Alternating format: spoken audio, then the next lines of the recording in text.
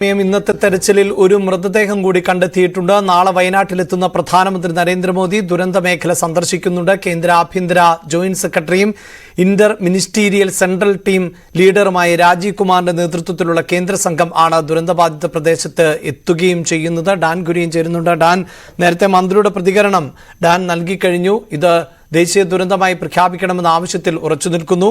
അതിലേക്ക് വരുന്നതിന് മുമ്പ് ഇന്നിപ്പോൾ ഒരു മൃതദേഹം കൂടി കണ്ടെത്തിയിട്ടുണ്ടല്ലോ. അത് ഈ ജനകീയ തെരച്ചിലിൽ ആണോ കണ്ടെത്തിയത്? ഏത് മേഖലയിൽ നിന്നാണ് എന്നതിൽ വ്യക്തതയുണ്ടോ ഡാൻ?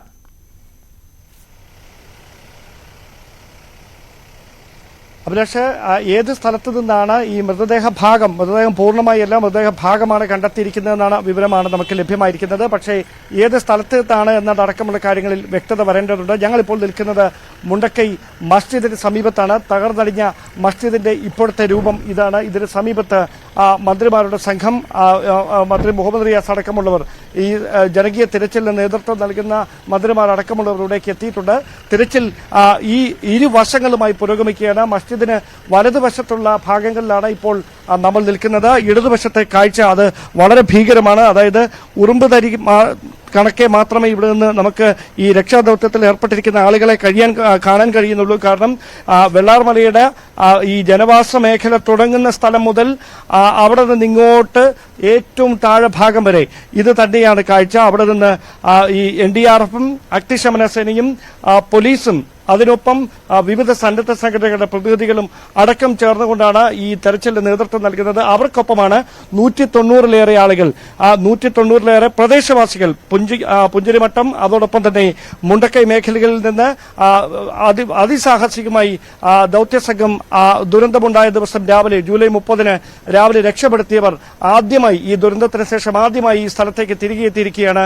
അവരുടെ അയൽവാസികൾ എവിടെയാണ് പോയി കാണാമറയത്തിരിക്കുന്നത്, അവരെ ഇനി എങ്ങനെ കണ്ടെത്താനാകും എന്ന വലിയൊരു ആശങ്കപ്പെടുത്തുന്ന ചോദ്യത്തിന് ഉത്തരം തേടി അവരും ദൌത്യസംഘത്തിനൊപ്പം ചേർന്നിരിക്കുന്നു. നമുക്ക് ആ കാഴ്ചകളിൽ വളരെ വ്യക്തമാണ്.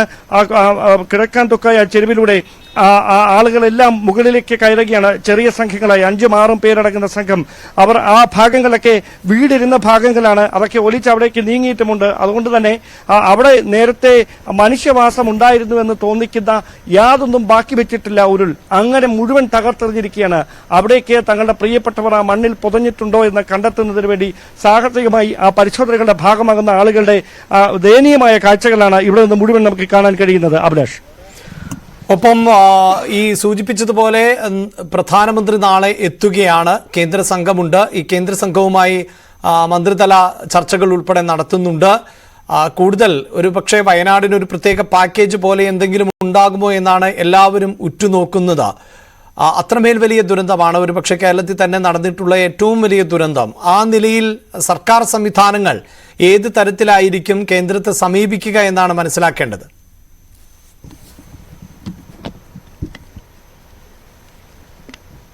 അഭിലാഷ്, ഇത്തരം ഒരു ദുരന്തം അത് സമാനതകളില്ലാത്ത ദുരന്തമാണ്. അതുകൊണ്ട് തന്നെ ആ ദുരന്തത്തെ അതിജീവിക്കുന്നതിന് വേണ്ടിയിട്ട് ഇപ്പോൾ തന്നെ തുടങ്ങിയിട്ടുള്ള നീക്കങ്ങൾക്ക് കേന്ദ്ര സർക്കാരിന്റെ കൂടി സഹായം അനിവാര്യമായ ഒരു സാഹചര്യമുണ്ട്. ആ പശ്ചാത്തലത്തിലാണ് കേന്ദ്ര സർക്കാരിന്റെ ഭാഗത്തു നിന്ന് കേന്ദ്ര സംഘം തന്നെ ഈ സ്ഥിതി വിലയിരുത്തുന്നതിന് വേണ്ടി ഈ ദുരന്തബാധിത മേഖലകളിലേക്ക് രാവിലെ പ്രത്യേക ഹെലികോപ്റ്ററിൽ എത്തുന്നത്. സ്വാഭാവികമായി പ്രധാനമന്ത്രി കൂടി എത്തുന്ന ഒരു പശ്ചാത്തലത്തിൽ സംസ്ഥാന സർക്കാർ ഒരു സ്പെഷ്യൽ പാക്കേജ്, ഒരു പ്രത്യേക പാക്കേജ് വയനാടിന് വേണ്ടി ഉണ്ടാകണം എന്ന വലിയ ആഗ്രഹത്തിൽ തന്നെയാണുള്ളത്. കാരണം അതില്ലാതെ ഈ ജനതയെ അതിജീവനത്തിന്റെ പാതയിലേക്ക് തിരികെ കൊണ്ടുവരാൻ കഴിയില്ല. ഏറ്റവും ആശങ്കപ്പെടുത്തുന്ന കാര്യം 100-ലേറെ വാടക വീടുകൾ ഇതിനോടകം കണ്ടെത്തിയിട്ടുണ്ട് എന്ന് റവന്യൂ മന്ത്രി ഇന്നലെ മാധ്യമങ്ങളോട് വ്യക്തമാക്കിയെങ്കിലും 750-ലേറെ കുടുംബങ്ങളെ ഈ പ്രശ്നബാധിത മേഖലകളിൽ നിന്ന് മാറ്റിപ്പാർപ്പിക്കുക എന്ന് പറയുന്നത് ചെറിയൊരു കാര്യമല്ല. അത് സാഹസികമായ ദൌത്യമാണ്. ആ ദൌത്യം ഈ ഭാഗങ്ങളിൽ ഇനി ജനവാസ മേഖലയെ കരുതാനും കഴിയില്ല. കാരണം എപ്പോൾ വേണമെങ്കിലും അപകടം പതിയിരിക്കുന്ന ഒരു സ്ഥലം. മഴ കൂടുതൽ ശക്തിപ്പെടുന്ന സാഹചര്യമുണ്ടായാൽ വീണ്ടും ഇത്തരത്തിലുള്ള ഉരുൾപൊട്ടൽ സാധ്യതാ മേഖലകളിലേക്ക് ഈ ഭാഗം കൂടി പെടുന്ന ഒരു സാഹചര്യമുണ്ട്. അതുകൊണ്ട് മുണ്ടക്കൈ, പുഞ്ചിരിമട്ടം തുടങ്ങിയ സ്ഥലങ്ങളിൽ ഇനി എത്ര കണ്ട് വാസയോഗ്യമാണ് എന്ന കാര്യമൊക്കെ വിദഗ്ധരുടെ പരിശോധനകൾക്ക് ശേഷം മാത്രമേ വ്യക്തമാകുകയുള്ളൂ. ആ സ്ഥലങ്ങളിലേക്ക് കൂടുതൽ ആളുകളോട് ഇനി ഈ താമസ സ്ഥലങ്ങളിലേക്ക് എത്താൻ പറയുന്നതിനും പരിമിതിയുണ്ട്. അതുകൊണ്ട് തന്നെയാണ് ഇത്രയധികം ആളുകൾക്ക് പുനരധിവാസം ഉറപ്പാക്കുക എന്നത് സർക്കാരിന്റെ മുമ്പിൽ വലിയൊരു കടമ്പയായി തീരുന്നതും അവിടെ കേന്ദ്ര സർക്കാരിന്റെ ഭാഗത്തു നിന്നുള്ള നിർണായകമായ ഇടപെടലുകൾ ഉണ്ടാകണം എന്ന ആഗ്രഹം തന്നെയാണ് സംസ്ഥാന സർക്കാർ പ്രതീക്ഷിക്കുന്നത്.